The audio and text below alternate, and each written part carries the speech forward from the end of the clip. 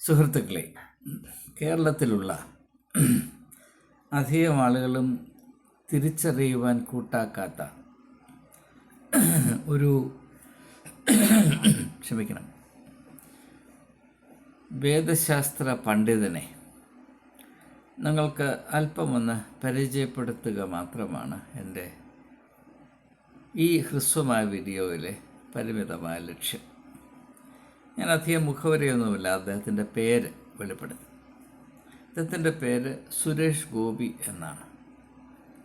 അപ്പോൾ നിങ്ങൾ എന്നോട് പറയും, അദ്ദേഹം ഒരു നടനല്ലയോ, ലോകപ്രിയ നടനല്ലയോ, ഒരു മെമ്പർ ഓഫ് പാർലമെൻ്റ് അല്ലയോ, രാഷ്ട്രീയ നേതാവല്ലയോ, സാംസ്കാരിക പ്രതിഭാസമല്ലയോ, പിന്നെ എങ്ങനെയാണ് അദ്ദേഹത്തെ താൻ ഒരു വേദശാസ്ത്ര പണ്ഡിതനായി ഇങ്ങനെ പരിചയപ്പെടുത്തുവാൻ ശ്രമിക്കുന്നത്? ആ ശ്രമം തികച്ചും അസ്ഥാനത്തല്ലയോ എന്ന് ന്യായമായി നിങ്ങൾക്ക് ചോദിക്കാനുള്ള അവകാശമുണ്ട്. അങ്ങനെ അവകാശമുള്ളത് കൊണ്ട് ചോദിച്ചാൽ ഉത്തരം പറയാൻ എനിക്ക് കടമയുണ്ട്. ഞാൻ ആ കടമ ഒന്ന് നിർവഹിച്ചുകൊള്ളട്ടെ. നമ്മുടെ ഓർമ്മ വളരെ ഹ്രസ്വമാണ്. അതുകൊണ്ട് തന്നെ ഈ ഏതാനും മാസങ്ങൾക്ക് മുൻപ് ആരാധ്യനായ ഈ നടൻ ലൂർദ് മാതാവിൻ്റെ തലയിൽ ഒരു മുക്കുപണ്ടം കൊണ്ട് വെച്ചതായിട്ട് നിങ്ങൾക്ക് ഓർമ്മയുണ്ടാകും, ചിലർക്കെങ്കിലും ഓർമ്മയുണ്ടാകും. അങ്ങനെ മുക്കുപണ്ടം കൊണ്ട് വെച്ചത് മാതാവിൻ്റെ കൃപ കൊണ്ട് അദ്ദേഹത്തിന് ഇലക്ഷൻ ജയിക്കാൻ വേണ്ടിയാണ്. അപ്പോൾ അന്നൊരു വിവാദമായിരുന്നു.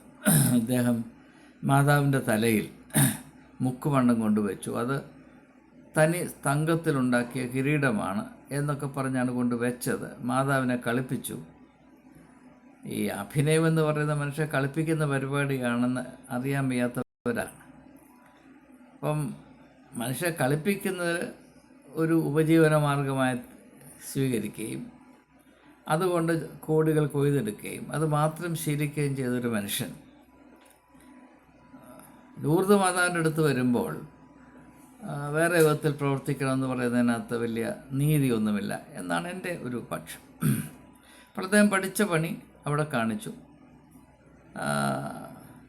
തങ്ക കിരീടം എന്ന പ്രഹസനത്തിൽ ലൂർദ് മാതാവിൻ്റെ തലയിൽ കൊണ്ട് മുക്കുപണ്ടം കൊണ്ട് സ്ഥാപിച്ചു. പക്ഷേ അന്ന് എൻ്റെ ശ്രദ്ധയിൽപ്പെടാത്തതും ഒരുപക്ഷെ നാളിതുവരെ ആരുടെയും ശ്രദ്ധയിൽപ്പെടാത്തതുമായ ഒരു പ്രത്യേക സത്യമാണ് ഈ ഒരു വീഡിയോയിൽ കൂടെ നിങ്ങളുമായി എനിക്ക് പങ്കിടാനുള്ളത്. അദ്ദേഹം വളരെ ചിന്തിക്കുന്ന ഒരു വ്യക്തിയാണ് എന്ന് ഈ അടുത്ത കാലത്താണ് എനിക്ക് മനസ്സിലാകുവാനിടയായത്. അപ്പോൾ അദ്ദേഹം ഇങ്ങനെ ലൂർദ് മാതാവിൻ്റെ തലയിൽ കൊണ്ട് മുക്കുപണ്ടം വെച്ചതിൽ ഒരു വലിയ വേദശാസ്ത്രപരമായ വെളിപ്പെടുത്തലുണ്ട്. അതായത് മതം എന്നത് മുക്കുപണ്ടങ്ങളുടെ ഒരു മേഖലയാണ്. മതത്തിൽ സത്യസന്ധമായി ആധികാരികമായ യാഥാർത്ഥ്യ ലോകവുമായി ബന്ധമുള്ള ഒന്നുമില്ല എന്നതാണ് അതിൻ്റെ സത്യം. എല്ലാറ്റിൻ്റെയും മുക്കുപണ്ടങ്ങളാണ് മതത്തിൽ പ്രയോജനപ്പെടുത്തുന്നത്. ഇപ്പോൾ മതം സ്ഥാപിച്ച ആളുകൾ അവരുടെ ആത്മാവോ അവരുടെ ദർശനമോ അവരുടെ ലക്ഷ്യമോ അവരുടെ പ്രവർത്തന രീതികളോ അവരുടെ മനോഭാവമോ സംസ്കാരമോ ഒന്നുമല്ല. ഇതിൻ്റെയൊക്കെ മുക്കുപണ്ടങ്ങളാണ് മതങ്ങളിൽ ഉപയോഗിക്കുന്നത് നമുക്കറിയാം. ഇപ്പോൾ പുരോഹിതന്മാരുടെ ഓർമ്മയ്ക്ക് വേണ്ടി അവിടെയും എവിടെയും ഓർമ്മ തൊട്ടുകളുണ്ടാക്കി വെക്കുന്നു, കുരിശുകളുണ്ടാക്കി വയ്ക്കുന്നു. അത് ഈ വിശുദ്ധന്മാരാണോ അവരുടെ മുക്കുപണ്ടങ്ങളാണോ നിങ്ങൾ ആലോചിച്ചാൽ മതി. അവിടെ കാണും വിശുദ്ധന്മാരിരിപ്പുണ്ട്. ഇപ്പോൾ അന്തോണീസ് പുണ്യവാളൻ്റെ കുരിശുതൊട്ടിയും അന്തോണീസ് പുണ്യവാളൻ തമ്മിലുള്ള ബന്ധമാണ് ലൂർദ് പള്ളിയിൽ വെച്ചിരിക്കുന്ന മാതാവും യേശുവിൻ്റെ അമ്മയായ മാതാവും തമ്മിലുള്ള ബന്ധം എന്ന് പറഞ്ഞാൽ, ലൂർദ് പള്ളിയിലിരിക്കുന്ന മാതാവ്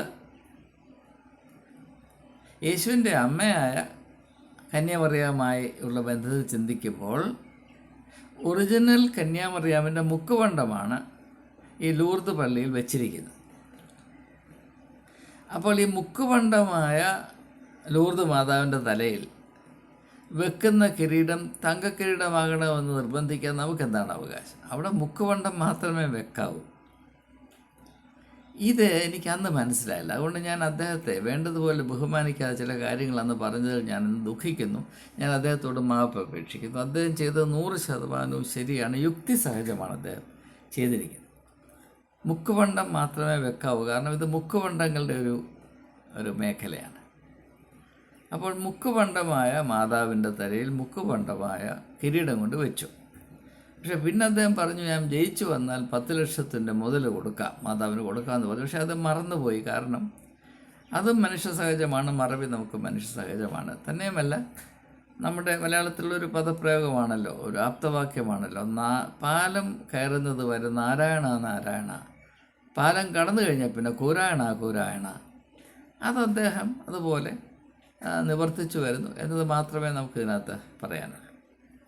അപ്പോൾ സുരേഷ് ഗോപി കേരളത്തിന് പൊതുവേ നൽകിയ ഈ ആത്മീയമായ വെളിപ്പെടുത്തൽ മലയാളികൾ സശ്രദ്ധം മനസ്സിലാക്കുമെങ്കിൽ കേരളത്തിന് അസൂയാവഹമായ വിടുതലും ആശ്വാസവും പ്രാപിപ്പാൻ കഴിയും എന്ന ആവേശജനകമായൊരു വെളിപ്പെടുത്തലാണ്, അല്ലെങ്കിൽ ഒരു ചെറിയ അഭിപ്രായമാണ് എനിക്ക് ഈ വീഡിയോയിൽ കൂടെ നിങ്ങളുമായി പങ്കിടാനുള്ളത്. കേരളം ഒരു ഭ്രാന്താലയമാണ് എന്ന് സ്വാമി വിവേകാനന്ദൻ വിളിച്ചു പറഞ്ഞാൽ നമുക്കൊക്കെ അറിയാം. കേരളം സന്ദർശിച്ച സന്ദർശനത്തിൻ്റെ പശ്ചാത്തലത്തിലാണ് അദ്ദേഹം ഈ സത്യം വിളിച്ചു പറഞ്ഞത്. കേരളം ഒരു ഭ്രാന്താലയമാണ്. അങ്ങനെ ഒരു പാട്ടുകൊണ്ട്, അത് അങ്ങനെയല്ല, ഇച്ചിരി വ്യത്യാസമുണ്ട്. മാനവ ഹൃദയം ഭ്രാന്താലയം, മാറാത്ത രോഗത്തിൻ നൃത്താലയം, മാനവഹൃദയം ഭ്രാന്താലയം. അപ്പോൾ അത് മാനവഹൃദയത്തെ പൊതുവെ പറയുന്നതാണ്. പക്ഷേ വിവേകാനന്ദൻ അങ്ങനെയല്ല, കേരളം ഒരു ഭ്രാന്താലയമാണ് എന്ന് പറഞ്ഞു. അതിന് പ്രധാനപ്പെട്ട കാരണം ഇവിടുത്തെ മതബോധമാണ് എന്നത് ഞാനായിട്ട് എടുത്തു പറയേണ്ട കാര്യമൊന്നുമില്ല, എല്ലാവർക്കും അറിയാവുന്ന കാര്യമാണ്. അറിയാവുന്ന കാര്യം ആവർത്തിക്കാൻ എനിക്ക് വലിയ മടിയുണ്ട്. അപ്പം കേരളത്തെ ഒരു ഭ്രാന്താലയമാക്കി മാറ്റിയത് മതമാണ്. അതിൻ്റെ പ്രധാനപ്പെട്ട കാരണം മതമെന്ന് പറയുന്നത് മുക്കുപണ്ടങ്ങളുടെ ഒരു വിപണിയാണ് എന്നത് മലയാളിക്ക് മനസ്സിലാകാത്തത് കൊണ്ടാണ്. ഈ മുക്കുപണ്ടം കാണുമ്പോൾ തങ്കക്കിരീടമാണെന്ന് പറഞ്ഞ് എടുത്തുചാടുകയും, ഇപ്പോൾ ആരെങ്കിലും എൻ്റെ ഒരു മുക്കുപണ്ടം മോഷിച്ചുകൊണ്ട് പോയാൽ ഞാൻ അതിനെപ്പറ്റി വലുതായിട്ടൊന്നും, അല്ലെങ്കിൽ എൻ്റെ കയ്യിലിരിക്കുന്ന മുക്കുപണ്ടത്തെപ്പറ്റി 10 പേര് പള്ളു പറഞ്ഞ് ചീത്ത പറഞ്ഞു, എനിക്കതിനെപ്പറ്റി വലിയ പ്രയാസമൊന്നും ഉണ്ടാകുക. എന്നാൽ എൻ്റെ കയ്യിലിരിക്കുന്ന തങ്കക്കിരീടത്തെപ്പറ്റി ആൾ പറയുകയാണ്, ഓ എൻ്റെ മുക്കുപണ്ടം കൊണ്ട് നടന്നു പറഞ്ഞാൽ അപ്പോൾ ഇച്ചിരി പ്രയാസം തോന്നും, അതത്ര രസിക്കത്തില്ല. അപ്പോൾ അല്ല, എൻ്റെ കയ്യിലിരിക്കുന്ന മുക്കുപണ്ടമാണ്, അപ്പം അതെനിക്കറിയാം, അത് അവിടെ നിൽക്കുന്ന എല്ലാവർക്കും അറിയാം. അപ്പോൾ അതിലൊരാൾ പറയാണ്ടാണ് അവൻ്റെ ഇരിക്കുന്ന മുക്കുപണ്ടവാടാ എന്ന് പറഞ്ഞാൽ എനിക്കൊന്നും അതിനകത്ത് പ്രത്യേകിച്ച് തോന്നാൻ കാര്യമില്ല. എന്നാൽ നമ്മുടെ പ്രശ്നം, കേരളത്തെ ഭ്രാന്താലയമാക്കി മാറ്റിയ തത്വം എന്താണ്? നമ്മൾ കൊണ്ടു നടക്കുന്ന മുക്കുപണ്ടമാണ് നമുക്ക് അറിഞ്ഞുകൂടാ. അത് തങ്കക്കിരീടമാണെന്ന് പറഞ്ഞ് നമ്മൾ വെച്ചുകൊണ്ടിരിക്കുമ്പോൾ ഒരുത്തൻ അവിടെ നിന്ന് പറയുന്നു, അല്ല ഇവിടെ നിന്ന് പറയുന്നു, ക്രിസ്ത്യാനികളിലിരിക്കുന്ന ക്രിസ്തീയ മുക്കുപണ്ടമാണ് എന്ന് പറയുമ്പോൾ അത് ശരിക്കും കൊള്ളും. അപ്പോൾ ക്രിസ്ത്യാനി പറയുകയാണ്, ഒരു ക്രിസ്ത്യാനി ഇവിടെ നിന്ന് പറയുകയാണ്, എടാ അവൻ്റെ മുസ്ലിമിൻ്റെ ഇരിക്കുന്ന മുസ്ലിം മുക്കുപണ്ടമാണ് എന്ന് പറഞ്ഞാൽ മുസ്ലിങ്ങൾക്ക് നന്നേ കയറിക്കൊള്ളും. അല്ലെങ്കിൽ മുസ്ലിങ്ങൾ പറയുകയാണ് ഹിന്ദുക്കളുടെ ഇരിക്കുന്നതും ക്രിസ്ത്യാനികളുടെ ഇരിക്കുന്നതും ഹൈന്ദവ മുക്കുപണ്ടങ്ങളാണ് എന്ന് പറഞ്ഞാൽ ശരിക്കും കൊള്ളും.